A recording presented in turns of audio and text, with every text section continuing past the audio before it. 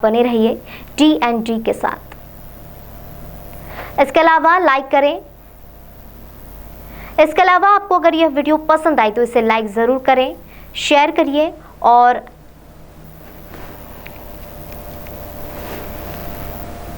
इसके अलावा अगर आपको यह वीडियो पसंद आए तो इसे लाइक करिए और शेयर करिए और हमारे चैनल को सब्सक्राइब भी जरूर कीजिए।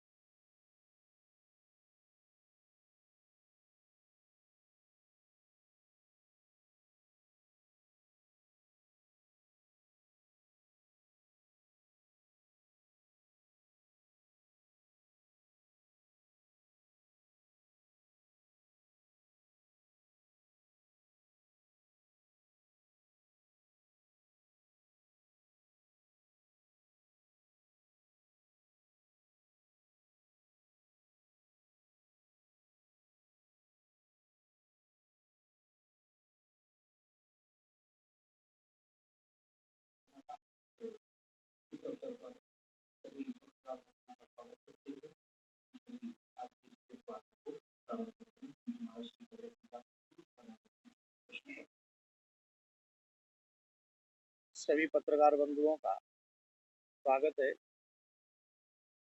जैसा कि देश में अभी कुछ स्थितियां चल रही हैं, आप सभी जानते हैं। आप ही के मध्य प्रदेश में, क्योंकि अभी हम मध्य प्रदेश में ही बैठे हैं, छिंदवाड़ा में बैठे हैं, खरगोन सेंधवा में रामनवमी के दिन जो एक आक्रमण हुआ, राम यात्रा निकालते समय उन लोगों पर हमला किया गया, उसी का विरोध करने के लिए हमने महाराष्ट्र, उस समय हम महाराष्ट्र में कथा कर रहे थे और महाराष्ट्र में हमने वाशिम डिस्ट्रिक्ट में हनुमान जी के प्राकट्य दिवस पर एक बहुत बड़ी शोभा यात्रा निकाली थी। शांतिप्रद तरीके से, किसी दूसरे का ना नाम ना कोई एक भी ऐसा नारा नहीं, सिर्फ अपने हनुमान जी का नाम लेते हुए हम लोगों ने वो यात्रा निकाली और पूरे देश में ये बताने के लिए कि हम अपने धार्मिक आयोजनों को शांतिपूर्वक तरीके से मनाना चाहते हैं। 16 तारीख को निकाली गई इस यात्रा का क्या परिणाम हुआ ये हम बाद में आपको बताएंगे। फिर आपने देखा कि करौली राजस्थान में एक खास समुदाय के द्वारा राम यात्रा पर भी हमला किया गया। फिर अलवर राजस्थान में 300 साल पुराना जो मंदिर था, जिस तरीके से वो व्यवहार किया गया हमारे देवी देवताओं के साथ में, आप समझिए 300 साल जिस छवि की पूजा हुई हो उसके प्रति हमारी उनमें कैसा देवत्व जागृत हो जाता है, वो कितना हमारी आस्था का भावना हो जाती है, ये कितनी बड़ी बात हो जाती है। और उस 300 साल पुराने मंदिर को विकास के नाम पर हटा दिया गया। हम किसी भी पार्टी की बात नहीं कर रहे हैं, चाहे वो कोई भी हो, दोषी कोई भी हो, लेकिन क्या ये उचित है कि हमारे देवी देवताओं का 300 साल से जिनकी पूजा हो रही है, उनका अपमान इस तरीके से विकास के नाम पर कर दिया जाए, उनको हटा दिया जाए। फिर दिल्ली जहांगीरपुरी का जो मामला है, आप सभी जानते हैं, उसमें हम ज्यादा बात भी नहीं करना चाहते, लेकिन आप ये समझिए कि इस तरीके का कार्य हमारे देश में हो रहा है। भारत में हमारे देश का संविधान सभी धर्म के लोगों को अपने अपने धर्म का पालन करने का अधिकार देता है और हम अपने देश में राम कृष्ण की पूजा न कर सके, हनुमान जी की पूजा न कर सके, अपने देवी देवताओं की पूजा न कर सके। प्रादेशिक सरकार जो कार्रवाई कर रही है वो प्रदेश सरकार की जिम्मेदारी है, वो अपने कार्य को करे, अपने हिसाब से करे, उसमें हम धर्माचार्यों का कोई लेना देना।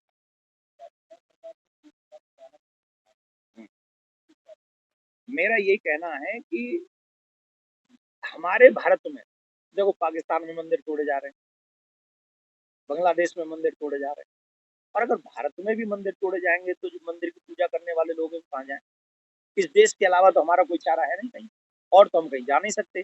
अगर इस देश में और जो जिनकी सरकारें हैं वो हिंदू ही हैं, किसी भी प्रदेश में अभी तो सरकार हिंदुओं की है ही, तो क्या आप सिर्फ पार्टी में अलग होने के नाते आप मंदिर तो नहीं तोड़वा सकते? मैं किसी को दोष नहीं दे रहा हूँ, मेरी नजर में कोई किसी भी पार्टी में है वो हिंदू है, अगर वो हिंदू है वो सनातनी है तो वो मेरा है। मैं ये चाहता हूँ कि हम सबको अपने धर्म की रक्षा के लिए ही कदम उठाने चाहिए, ना कि मंदिर तोड़कर हम लोगों की भावनाओं को हट करें और हमको दुख पहुंचाएं। इसके लिए हम लोगों का सरकारी तंत्र काम नहीं करना चाहिए।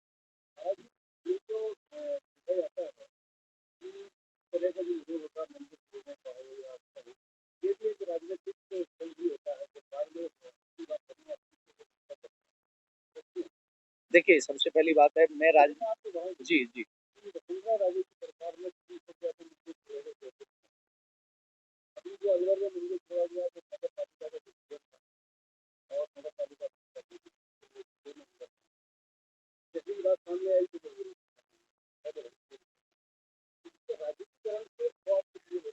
देखिए, मैं आपको एक बात बता दूँ, पहली बात तो आप सब जानते हैं कि मैं राजनीतिक व्यक्ति नहीं, मैं आध्यात्मिक व्यक्ति हूँ और मैं हमेशा जो सनातन धर्म के हित में बात होगी, जो हिंदुओं के हित में बात होगी, सनातनियों के हित में होगी, क्योंकि और धर्म के लोगों के हित की बात वो उनके धर्म गुरु करेंगे।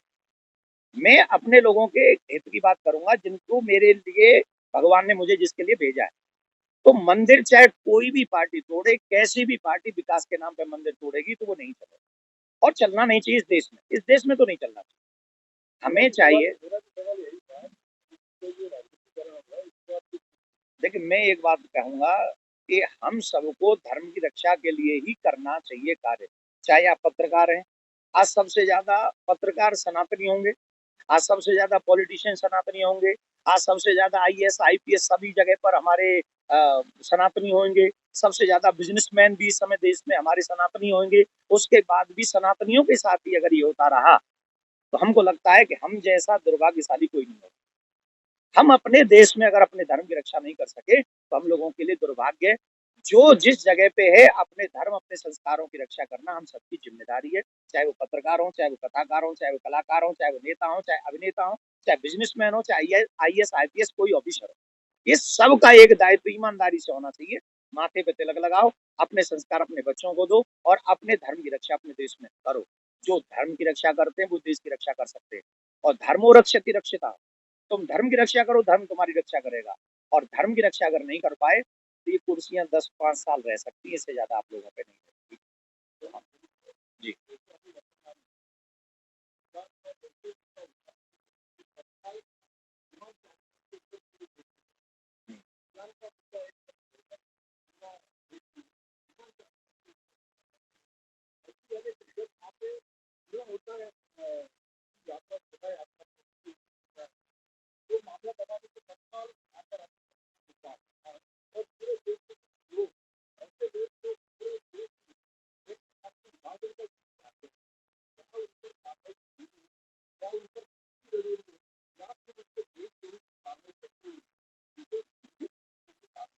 मैं आध्यात्मिक व्यक्ति हूँ, राजनीतिक विषय पर अगर मुझसे सलाह न लें ज़्यादा अच्छा है।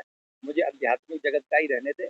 मैं यही निवेदन करूँगा कि हिंदू जितने भी सनातनी चाहे नेता हैं, अभिनेता हैं, बिज़नेसमैन हैं, कोई भी हैं, आप सबसे मेरा एक आग्रह है, आप आपस में बँटवारा मत कीजिए, आप एक होकर अपने धर्म की रक्षा आपको हनुमान चालीसा का पाठ जहाँ करना है वहाँ कीजिए और सब एक-दूसरे का आदर करें, प्यार करें, यही हम सबकी संस्कृति है।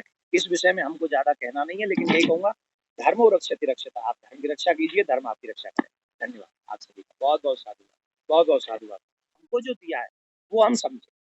ये प्रयास मैं करूँगा और जब तक आखिरी सांस रहेगी, तब तक मैं ये प्रयास करता रहूँगा और आप सबके माध्यम से प्रदेश की सरकारों से और देश की सरकार से, क्योंकि हमारा मीडिया चौथा स्तंभ है। मीडिया अगर सही दिशा में हम लोग जैसे आप लोग कर ही रहे कार्य, अपनी सभी खबरों को आप समाज को जागरूक करते हैं, इसके लिए मैं आप सबके माध्यम से प्रादेशिक सरकारों को और देश की सरकारों को 2 निवेदन करना चाहता हूँ। पहला, ईश निंदा की ईश निंदा करने वाले पर एक कानून बने। इस भारत में कोई भी ईश निंदा नहीं कर सकेगा, सनातन धर्म का, देवी देवताओं का कोई अपमान नहीं कर सकेगा। ये कानून भारत में बनना चाहिए। हम भारत में रहते हैं, पाकिस्तान में नहीं रहते। दूसरा, एक देश एक कानून। एक देश में 10 लोगों की व्यवस्था, किसी को 10 विवाह और किसी को 1 विवाह की अनुमति नहीं हो सकती। किसी को 10 संतान, किसी को 1 संतान की अनुमति नहीं हो सकती। किसी के साथ ऐसे न्याय होगा, किसी के साथ ऐसा। एक पे अगर कोई बात भी कह दे तो उसे अरेस्ट करके जेल में डाल दिया जाएगा, और एक पे 50 केस हों तो भी उससे पूछताछ नहीं होगी। ऐसा के देश में कानून ना हो। हम देश की सरकार से, प्रादेशिक सरकारों से प्रार्थना करेंगे, एक देश, एक कानून होना चाहिए, कॉमन कोर्ट हम सबके लिए होना चाहिए, और इस देश की प्रगति के लिए हमको ये आज़ादी मिले कि हम माथे पे तिलक लगा के, गले में कंठी पहन के अपने भगवान की पूजा स्थापना कहीं भी करें, हमें कोई भी डिस्टर्ब नहीं करेगा। और सभी लोग अपनी-अपनी करते ही हैं तो हम भी करें, बस यही चाहते हैं। धन्यवाद।